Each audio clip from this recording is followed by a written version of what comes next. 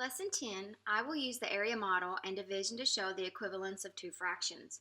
This is a continuation of Lesson 10 when we were going from decomposing fractions to composing fractions. So if you remember from Lesson 10, we were taking smaller fraction parts and putting them together to make bigger parts so that we could still show an equivalent fraction. When we showed it with an equation, instead of using multiplication, we were using division. So we're going to continue that today. All right, so first of all, you're going to notice that just like in all the other lessons, each rectangle represents one whole. So that's why each of these area models is not labeled one whole, one whole, one whole, because they all equal one whole. Compose the shaded fraction into larger fractional units. Express the equivalent fractions in a number sentence using division. The first one has been done for you. This is very similar to what we did in Lesson 9. The only thing you're going to notice is that they have more parts shaded, and we may divide by something other than 2 today. All right, so the first thing you'll see here is you'll see that these are kind of grouped already in groups of 3. So I can make equal groups of 3. I can make a group of 3 here, a group of 3 here, a group of 3 here, and a group of 3 here. So I started out with 1, 2, 3, 4, 5, 6, 7, 8, 9 out of 12, because if I count all those, they would be 12. And I put these into groups of what? Into groups of 3. 1, 2, 3. So I'm going to divide by 3 because that's what I did. I divided these into groups of 3. When I did that, I had 9 divided by 3, which was 3. And I have 12 divided by 3, which is 4. I ended up with 1, 2, 3 out of 4. So 9/12 is equal to 3/4. This is exactly like what we did in Lesson 9, except there's a little bit more shaded and there's just a few more boxes. So the numbers got a little bit larger, but the concept is exactly the same. All right, let's take a look at C. So we're going to do the same thing. Let's take a look at how much is shaded first. So we'll just do this one just a little bit differently. I've got 2, 4, 6 out of 2, 4, 6, 8, 10. So I've got 6/10. So when I look at this, I can't do equal groups of 4. I can't do equal groups of 3. The only thing I could do is equal groups of 2. So I'm going to circle groups of 2.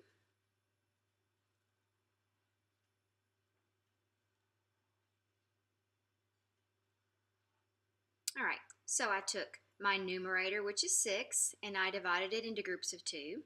I took my denominator, I also put it into groups of 2, and I ended up with the new fraction, 6 divided by 2, which is 3, 10 divided by 2, which is 5. I ended up with 1, 2, 3 out of 1, 2, 3, 4, 5. I ended up with 3/5. All right, so why don't you try to do D all by yourself and see what you come up with. Pause the video. This is just like what we did in Lesson 9, and then when you get yours finished, come back and we'll see if we got the same answer. Okay, so I begin with 6/8 because I have 6 out of 8 shaded. So when I look at this, I'm seeing that I can make equal groups of 2. So I'm going to go ahead and circle groups of 2. I've got 1, 2, 3, 4 groups of 2. So I'm going to take my numerator, which is 6, and I'm also going to take my denominator, which is 8, 6, and 8, and I put them into groups of 2. So I'm going to divide these by 2, and I get my new fraction, which is 3 out of 4, or 3/4. Okay? All right, now let's take a look at number 2. The directions are a little bit different. It says, compose the shaded fractions into larger fractional units. Express the equivalent fractions in a number sentence using division. Actually, they're not very different, are they? They're basically exactly the same. All right, so let's take a look here. Why don't you try to do A by yourself? The numbers are kind of small. I think you can do this one pretty easily. Pause the video and then come back and let's see how you did. All right, so I'm starting out with 4 6s, and I'm seeing groups of 2 pretty easily. I can do 3 equal groups of 2. So because I'm putting these into groups of 2, I'm going to take my numerator and divide it by 2. I'm going to take my denominator and divide it by 2, and I get my new fraction, which is 2/3. 1, 2 out of 1, 2, 3. Now let's take a look at B together. I think this one's kind of interesting because there's two different ways that you could do this, and we're actually going to write both of these fractions just because I think it's important when we start talking about the greatest common factor. So first of all, we're going to start with 8 out of 12 because that's how many we have. We have 8 12s. Now the first way that we could divide this is to divide it like this. It's pretty easy. You can see that we have groups of 4 just like this. This looks exactly like what we did in our journals, doesn't it? So we had 8 12s, and we took the numerator and we put it into groups of 4. We took the denominator and we put it into groups of 4, and we ended up with 2 out of 3, or 2/3. 1, 2 out of 1, 2, 3. Now, we could have circle groups of 2. So that's what I want you to do. I want you to take your pencil, and I just want you to go through here, and I want you to divide these in half. So now instead of groups of 4, we have groups of 2. So we still began with 8 12s. But instead of taking the numerator and dividing it into groups of 4, we divided it into groups of 2. The same thing with the denominator. We divided it into groups of 2. So instead of having 2 out of 3, now I have 1, 2, 3, 4 out of 6. All three of these fractions are equivalent, except this would be the greatest common factor. This would be the smallest digits that you could use to create this fraction, still have an equivalent fraction. This actually has a special name, and we're going to talk about that really soon, okay?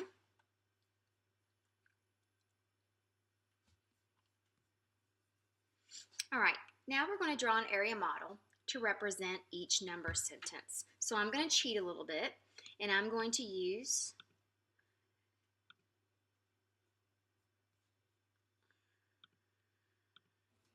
I'm going to use my shape tool here so that mine comes out nice and even. So I'm going to draw my area model. I'm going to go ahead and draw an area model over here too, so I already have that out. All right, so I'm going to make this into 4/10. So I'm going to divide this in half horizontally, and then I'm going to divide it vertically into 5 groups, which means I'm going to draw 4 lines. Okay, so let's count and make sure. I've got 1, 2, 3, 4, 5, 6, 7, 8, 9, 10. All right, now I'm going to shade 4 out of 10. Just remember, when you shade, it's really important that you don't cover up your lines of division that you're dividing this into. All right, so I've got 4 out of 10. Now it says you just have to draw an area model to represent each number sentence. So there's my area model. Now I just have to compose this into groups of 2 to show that it can be 2 out of 5. Right now it's 1, 2, 3, 4 out of 10, but I'm going to circle groups of 2. So that's a group of 2. This is a group of 2 and a group of 2. Now that I have composed these smaller fractional units into larger fractional units, you can see that I have 1, 2 out of 1, 2, 3, 4, 5. So this shows that 4/10 is the same as 2/5. All right, so this time I'm going to do 6/9. So you got to kind of think a little bit. You got to kind of plan ahead how you're going to divide this into 9. Well, I know that 9 can be 3 by 3. So I'm going to divide this into thirds this way, which is horizontally, and I'm also going to divide it into thirds vertically. So now I've got 3 groups of 3, which equals 9. And then I'm going to use my highlighter, and I'm going to shade 6 out of 9, just like this.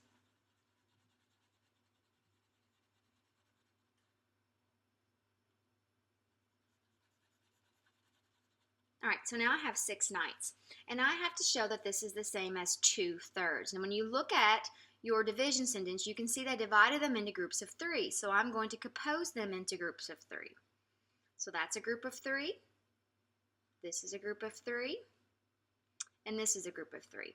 So it began with 1, 2, 3, 4, 5, 6 out of 9. And now I have 1, 2 out of 1, 2, 3. So I have 6/9 is equal to 2/3. Now, here's the part that's new that we kind of talked about in our math journal. You can see that it says, use division to rename each fraction given below. Draw a model if that helps you. See if you can use the largest common factor. So this is that part that we were talking about in our math journals. We are going to use a model, even though it says that you don't have to do it unless it helps you. But when we do it together, we're going to go ahead and use a model. When you do your exit slip, you can decide if you need a model or not. All right, so it says 4 out of 8. So I'm going to start here with my area model. And I'm going to divide this into 8 parts. So I'm going to start by dividing it horizontally in half, and then I'm going to divide it into fourths vertically. So this is going to give me a total of 8. 1, 2, 3, 4, 5, 6, 7, 8. So I'm going to shade 4 out of 8. Okay? So here is my highlighter. That's happened to me twice today. All right. So let's go back up here. So we're going to do 4 out of 8. 1, 2, 3, 4. Now, the first way that I could divide this is I could come through here and I could put these into groups of 2. 2, 2, 2, 2. And that would give me an equivalent fraction. But it says largest common factor. So I'm looking at this and I'm trying to decide, could I group these into something besides groups of 2 that would be a larger group? Well, I can't do groups of 3, but could I do groups of 4? And actually I can. I could do a group of 4 here, and I could do a group of 4 here. So now I have 4 out of 8, and I took my numerator and I put it into groups of 4. So I'm going to divide it by 4. I took my denominator, which is 8, and I put it into groups of 4. So now my equivalent fraction would be 1/2. If I did it the other way, I would have had 2 fourths, which also would have been an equivalent fraction, but it would not have been using the largest common factor. Okay, let's try 8/12 this time. So we're going to draw our area model again. And I'm going to divide this into 12 parts. And I think I'm just going to, divide it in half horizontally. And then I'm going to divide it into 6 parts vertically, just like this.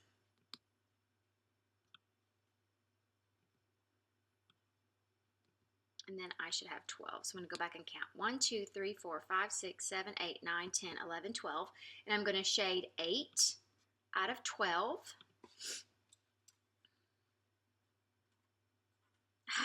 That has happened. That's the 3rd time that's happened today. I need to be a little more careful, don't I? All right, so now let's do 8 out of 12. So here's 4, 6, and 8. Okay, so I could compose these into groups of 2. I could go 2, 2, 2, 2. I could do that. But I'm looking at this thinking, well, could I do something bigger than groups of 2? I'm thinking, well, I can't do groups of 6. That would definitely be bigger, but I couldn't. There would be 12, but I don't have the shaded numbers to be able to do groups of 6. I have to be able to have equal numbers of shaded. I can't just have like 3 shaded in one group and 2 shaded in the other group. So like, for example, I couldn't do this because part of this is shaded and part of it isn't. You have to have, your groups have to have completely shaded in them, okay? So that won't work. All right, let's try something different. Let me get my shaded back here. All right, so I had 8/12. I know that I can divide 12 into groups of 3, but I can't divide 8 into groups of 3. So like if I tried to do groups of 3, I would have enough in 12, but see what happens here? I would end up with this group of 2 shaded. I couldn't make a group like this that has 2 shaded and 1 not shaded, so that won't work. Okay? All right, so let's try one more.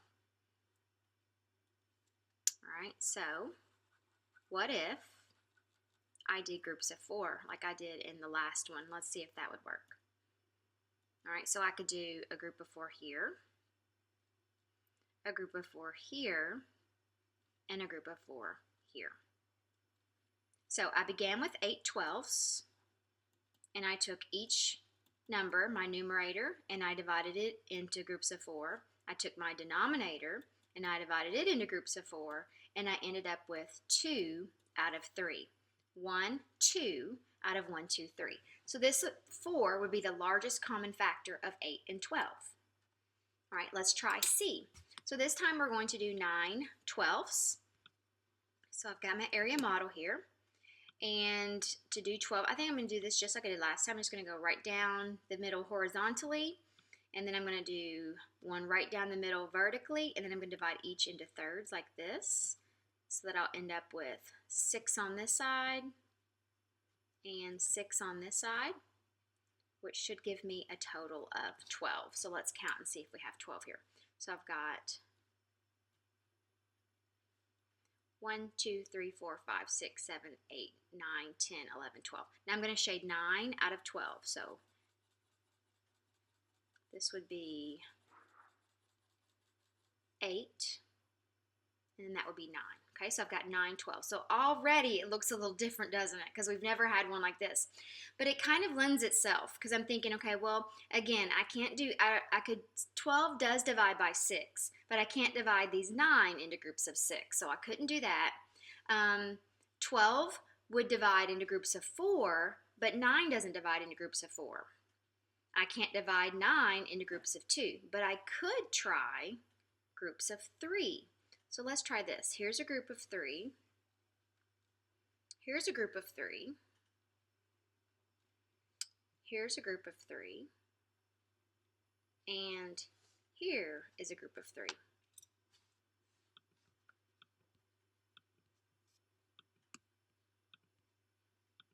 All right, so now let's go ahead and write our division sentence. So we began with 9 out of 12, which is 9/12. And we divided the numerator by 3. We divided the denominator by 3. And we ended up with this new equivalent fraction, which is 3 out of 4. 1, 2, 3 out of 4 groups. Okay, last one. We're going to try 10/15. This is going to be the biggest one we've had to do yet. So I'm going to draw my area model. All right, so I'm going to divide this into 15 parts. I think the easiest way for me to do this would be to do 2 horizontal lines, because I'm thinking to myself of an array that would be 5 by 3 would be 15. So I'm going to do this into thirds, and I'm going to divide this into 5 parts, which means I'm going to draw 4 vertical lines, just like this. And this should give me 15. So I've got 3, 6, 9, 12, 15. And I know these two are a little bit crooked, but it won't hurt. All right, so now I'm going to shade 10 out of 15. So this would be 3, 6, 9, and 10. So I'm trying to decide how I could compose these into an equivalent fraction.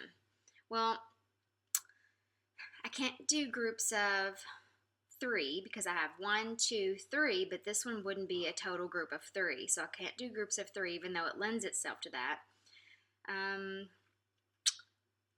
can't do, let's see, I could do groups of 2, 2, 2, 2, 2. I could do groups of 2, but I'm trying to think of something that you could divide 10 and 15 by that would be bigger than 2. What's something that you can divide 10 by? You can make 10 by saying 10 times 1. You can also make 10 by saying 2 times 5. So that means that 5 is a factor of 10. And I know that 5 is a factor of 15 because 5 times 3 equals 15. So I'm wondering if I could do groups of 5. Look at what happens. So there's a group of 5. Here's a group of 5. And here is a group of 5. That makes 5 the greatest common factor of 10 and 15. So I've got 10 15ths, and I'm going to take my numerator and divide it by 5, and my denominator and divide it by 5, and that gives me the new fraction of 2 over 3, which is 2/3. So I've got 1, 2 out of 3. All right, so today we still are working with equivalent fractions, but we're using division instead of multiplication. You can use either to find equivalent fractions. And today we just took it a step further by trying to find the largest number that we could divide it by so that we could get the largest units possible when we are making our equivalent fractions.